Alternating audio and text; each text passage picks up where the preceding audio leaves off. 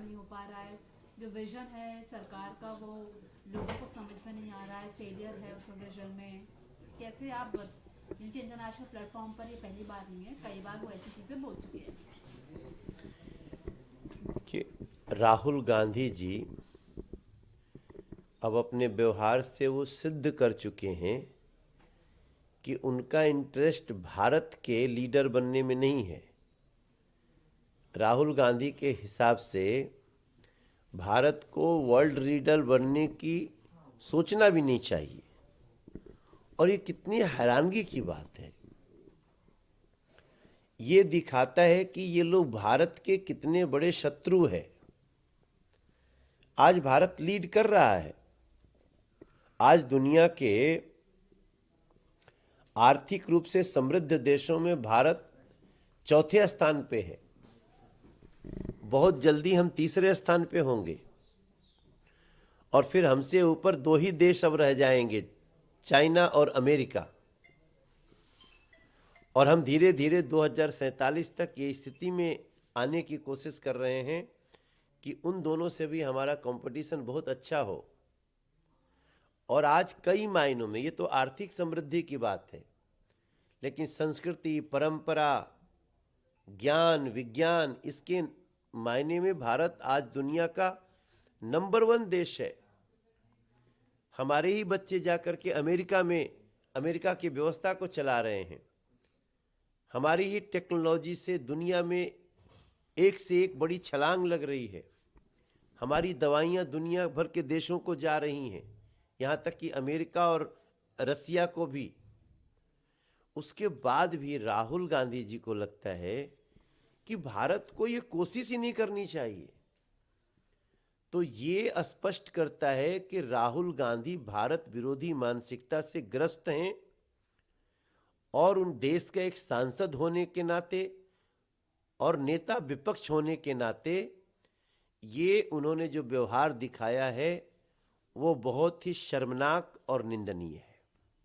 अरावली को सेव करने के लिए कांग्रेस की तरफ से 26 की प्लानिंग की जा रही है। ऐसा कहा जा रहा है कि उनको बचाना है, देश को और तमाम चीज़ों को, अरावली को। अरावली के ऊपर हमारे पर्यावरण मंत्री भूपेंद्र यादव जी का स्पष्ट बयान आया है। अब चूंकि कांग्रेस लगातार चुनाव हार रही है, कांग्रेस लगातार जनता की नज़रों में गिर रही है, तो वो फ्रस्ट्रेटिंग बिहेवियर कर रही है, फेक न्यूज़ फैला रही है। और अरावली पर ऐसे ही फेक न्यूज़ फैलाया जा रहा है। अरावली पर्वत श्रृंखला, उसके अंतर्गत नियम है कि आप इतना ही खनन कर सकते हैं। उस खनन को भी अभी हम लोग कोशिश कर रहे हैं उसको भी मिनिमाइज करें और पूरी अरावली सुरक्षित है। सिर्फ सर्वोच्च न्यायालय और संवैधानिक आधार पे जो सिस्टम है उसको फॉलो किया जा रहा है। मैं लोगों से प्रार्थना कर रहा हूं कि कांग्रेस की ऐसी फेक न्यूज़ फैलाने की इस साजिश में कोई न आए। अरावली पूरी तरह से सुरक्षित है और अरावली को कोई नुकसान मोदी सरकार में नहीं हो सकता। दिल्ली में AQI हाई लेवल पे है, कहीं पर 350, 400, 450 लोगों को काफ़ी प्रॉब्लम हो रही है, आंखों में दिक्कत हो रही है। अरविंद केजरीवाल कह रहे हैं कि पंजाब का जो AQI इस समय है वो लगभग 70-80 चल रहा है। तो दिल्ली में जो पॉल्यूशन है वो खुद दिल्ली का पॉल्यूशन है, कहीं बाहर का पॉल्यूशन नहीं है। तो सरकार इसको नहीं ओवरकम कर पा रही है। सरकार दिल्ली के पोल्यूशन को एक चुनौती मानती है, इसमें कोई दो राय नहीं है। हालांकि पिछले वर्षों से इस वर्ष बहुत कम है, फिर भी हम मानते हैं कि दिल्ली का पोल्यूशन एक चुनौती है। लेकिन आप हैरानगी की बात देखिए कि जो 10 साल तक दिल्ली को इस पोल्यूशन की आग में झोंकते रहे, 10 साल, और कुछ नहीं कर पाए, वो 9 महीने में भारतीय जनता पार्टी की सरकार से जवाब मांग रहे हैं। अरविंद केजरीवाल की सरकार का ही दिया लिया या उनके पहले जो कांग्रेस थी 15 साल, उनकी ऐसी देन है कि आज दिल्ली को सांसों में इतनी प्रॉब्लम आ रही है। और हम लोग पहले दिन से कह रहे हैं कि हम दिल्ली की सरकार में 27 साल बाद आए हैं। जो 15 साल कांग्रेस, 10 साल आम आदमी पार्टी ने जो नुकसान किया है दिल्ली का, उसे दूर करने में हमें कम से कम 2 साल लगेंगे। और हम दावे के साथ कहते हैं आपको, हमारी मुख्यमंत्री रेखा गुप्ता जी, उनके पूरे मंत्रिमंडल के लोग, हम बहुत संजीदा हैं इस पे। हम बहुत सारे कार्य कर रहे हैं। UBR2 सड़क बनाया गया। आज दिल्ली स्टेशन से उतर करके करनाल जाने वाले, बहादुरगढ़ जाने वाले, सोनीपत, पानीपत जाने वाले, अब वो दिल्ली में नहीं आते। हम लगातार इलेक्ट्रिक व्हीकल्स को बढ़ा रहे हैं। 4000 हम EV इलेक्ट्रिक व्हीकल बसें दे चुके हैं। हम ओखला का कोयले से चलने वाला बिजली संयंत्र उसको हटा चुके हैं, अब वो गैस से बवाना में चल रहा है।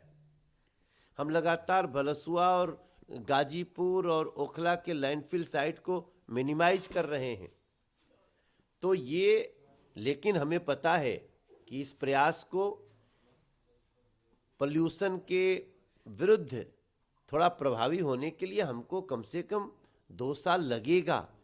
और मैं दिल्ली की जनता से प्रार्थना करता हूं, हम लंबे समय तक परेशान हुए हैं, अभी अभी हमारी सरकार बनी है, हमें 2 साल का मौका दीजिए। हम इस पोल्यूशन की राक्षस को बिल्कुल कम करेंगे, ये हमारा प्रयास है। मनरेगा में का जो नेम है उसको लेकर काफी कंट्रोवर्सी रही है। अब CPM के लीडर है, MP है जॉन ब्रिटास, वो कह रहे हैं कि सेंट्रल ये प्लानिंग कर रहा है कि नोटों में से गांधी जी की फोटो हटाई जाए, इसकी योजना बनाई जा रही है। देखो, इनके पास अब और कुछ नहीं है।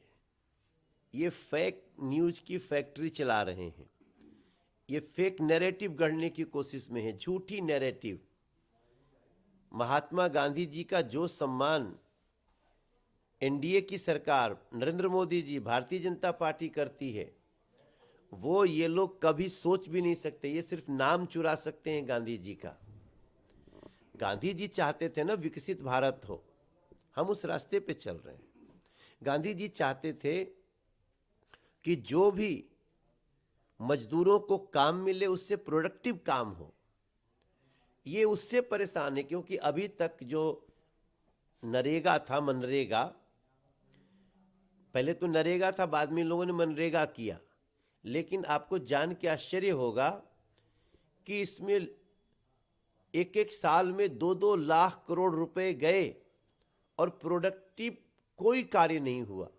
ये सब इन भ्रष्ट नेताओं की भेंट चढ़ा हुआ है। पहली बार ऐसा हो रहा है कि एक तो 100 दिन काम जो गारंटीड है वो अब 125 दिन किया जाएगा। अगर काम नहीं दे पाए तो उनको उस दिन TADA दिया जाए, तो भत्ता दिया जाएगा। और उसके बाद वो जो कार्य दिए जाएंगे उससे कोई प्रोडक्टिव रिजल्ट निकलेगा, प्रूफ के साथ उसको बनाना पड़ेगा। एग्जाम्पल के रूप में ये नहीं कि गड्ढा खोद दिए थे और फिर गड्ढा भर दिए, पता चला कि पैसा निकल गया। अभी गड्ढा खोदेगा तो झील बनेगी, भरेगा तो मैदान बनेगा, ये प्रोडक्टिव रिजल्ट होगा। बताइए, इस देश का कौन व्यक्ति नहीं चाहेगा कि हमारे जो लोग मजदूर हैं उनको काम मिले, 125 दिन काम मिले 100 दिन की बजाय। मगर इनको दिक्कत किस बात से है? क्योंकि अब ये उस पैसे को लूट नहीं पाएंगे अपने अपने राज्यों में, ये प्रॉब्लम है इनकी। और इन लूट को बंद होना ही चाहिए। जो अभी नया विकसित भारत गारंटीड रोजगार आजीविका मिशन करेगा जो ग्रामीणों के लिए है। आखिरी सवाल है, बिहार में नीतीश कंट्रोवर्सी चल रही है हिजाब को लेकर। आप भी मानते हैं कि दादा पोते का लाड था वो हिजाब खींचना, क्योंकि आपके नेता यही बात कह रहे हैं कि वो तो प्यार में खींच दिया, लाड में खींच दिया, तो महिला प्राइवेसी पर भी एक सवाल उठता है। आप कैसे इस पूरे मैटर को देख रहे हैं? नहीं, ये तो निश्चित रूप से एक पिता पुत्री का संबंध जिस तरह से उसी तरह से इसको लेना चाहिए कि जब आप आ रहे हो नौकरी के लिए तो उनका एक मन में आया कि बेटा हिजाब क्यों, इसको इतना ही तक लेना चाहिए।